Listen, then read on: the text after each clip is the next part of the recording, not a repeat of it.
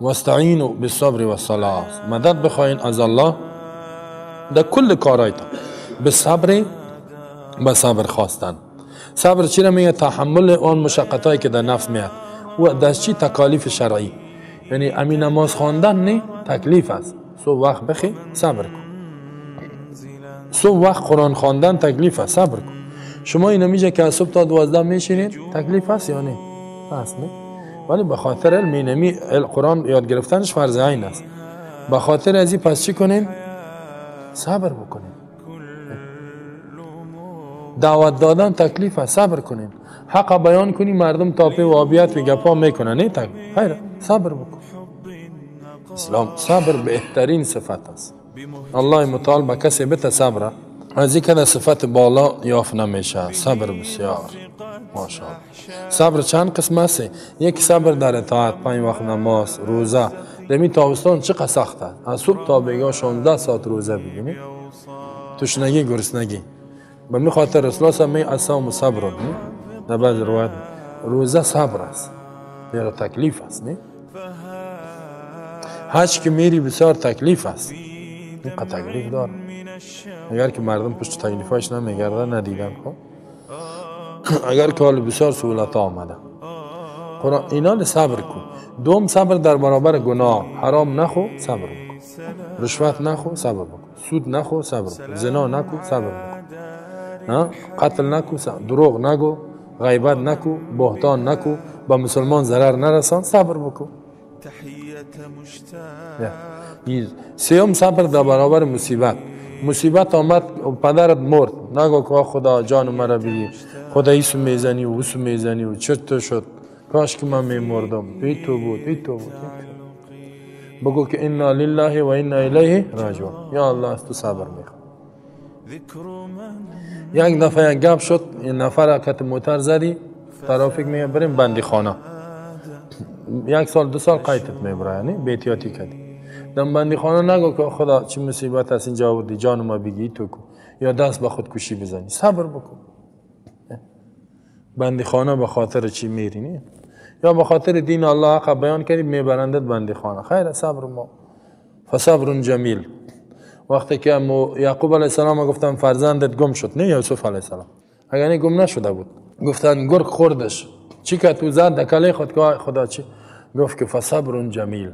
صبر والله المستعان ولا ما تصف. عایشه رضی الله عنها گفتن سر تهمت زنا شده، بسیار گریان، گفت صبر جمیل. یقین کنین عایشه ما میگه، گفت ما اون چیزی را میگم که یعقوب گفته بود. یوسف علیه السلام به ناحق به تهمت زنا در بندی خانه رفت، 7 سال یا 14 سال در بندی خانه، در حالی که زلیخا خانم و وزیر خودش از این تقاضا کرده، این بیچاره او کار نکرد، متهمش کرد که تو سر ما تجاوز کردی، میخواستی که تو زنا کنی. 7 سال بندی خانه. او چی کرد؟ فصبر جمیل. صبر کرد. مصیبت تکلیف از الله نمیخوای. مگه آمد بچهت مرد، طفلت جوان 15 ساله یا 20 ساله وقت عروسیش است، نگو که آی که جانم مرگ شد، وای تو شد، وای تو شد. یکم تو دکله میزنه و بیخانه پاره میکنه. یک تا میگه نزدیک عروسیش بود، یک جوان کمی مرد، میگه مادرش میگه برنجای شده میروی کوچه برآمده بود، چپم میکرد، روغنایش چپم میکرد، خریده بود برای عروسیش، لباسایش میگه در داد. آه کسی که میگه پشو که میکشم، او خدا ظلم کردی، تو کردی. کفریات. صبر که کردی، الله میگه مبشر الصابرین. بچه‌ت بندی شد به خاطر دین الله، صبر بکن. شوهرت بندی شد به خاطر دین الله، صبر بکن. متوجه شده؟ از الله مدد بخواه. این بسیار درجه داره. یک درجه داره. الله در قرآن میگه وبشر الصابرین، بشارت بده به جنت صابران. الذين اذا اصابتهم مصیبت، هر مصیبتی که رسید قالوا انا لله و انا الیه راجعون. حتی برق که میره یک مصیبت، انا لله و انا الیه راجعون. یا خار در پایت خالید، انا لله و انا الیه راجعون. یک نفر یک سلی بند کرده زدت، انا لله و انا الیه راجعون. مصیبت آمد، نه؟ آخ اینا در هر مصیبت هم اینطور است. بناق اگه گناه کردی خب بگو استغفر الله. گناه کردی بیخ گوشت برانگیز کرد، بگو استغفر الله. خب میشه که در گناه میعذاب.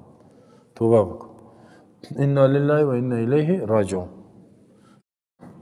یکم تا را ببینیم مرده که شد میگه انا لله.